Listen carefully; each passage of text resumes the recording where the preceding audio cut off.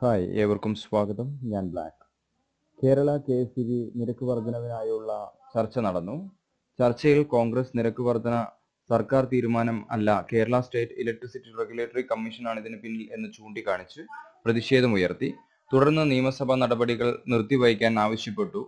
മുൻവർഷത്തെ നിരക്ക് വർധന തീരുമാനിച്ചതും Kerala state electricity regulatory commission ആണ് എന്നും UDF വാദിച്ചു. ഈ വാദങ്ങളെ എതിർക്കുകയാണ് സംസ്ഥാന വൈദ്യുത മന്ത്രി കെ കൃഷ്ണൻകുട്ടി ചെയ്തത്.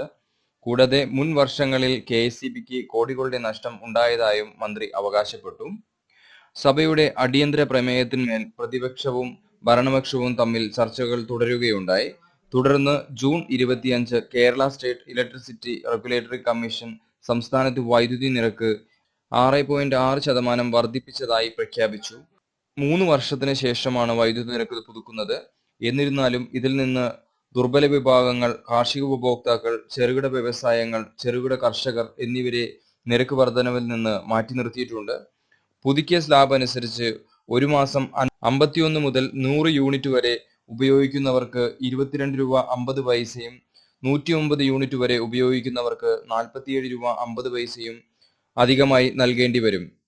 151 മുതൽ 200 യൂണിറ്റ് വരെ ഉപയോഗിക്കുന്നവർക്ക് 100 രൂപയും 250 യൂണിറ്റ് വരെ ഉപയോഗിക്കുന്നവർക്ക് 130 രൂപയും 250 യൂണിറ്റ് വരെ ഉപയോഗിക്കുന്നവർക്ക് 130 രൂപയും 500 യൂണിറ്റിന് മുകളിൽ ഉപയോഗിക്കുന്നവർക്ക് 225 രൂപയും വർദ്ധിക്കും. നിലവിൽ വൈദ്യുതി നിരക്ക് വർദ്ധിക്കുന്നത് 6.6%.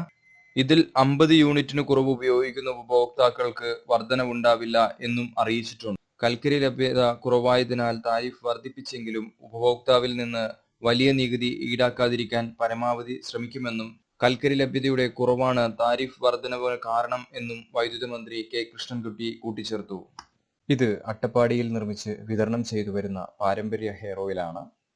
ഉപയോഗിക്കുന്ന ആദ്യ ബോട്ടിലിൽ തന്നെ നിങ്ങൾക്ക് റിസൾട്ട് മനസ്സിലാക്കാൻ സാധിക്കും. 100% മുടി കൊഴിച്ചിൽ നിൽക്കുന്നു. കൂടാതെ താരൻ, അകാലനര, പുഴുക്കടി എന്നിവയ്ക്കും പ്രതിവിധിയാണ്. ഓർഡർ ചെയ്യുന്നതിനായി ലിങ്ക് ഡിസ്ക്രിപ്ഷനിലും ബയോയിലും നൽകിയിട്ടുണ്ട്.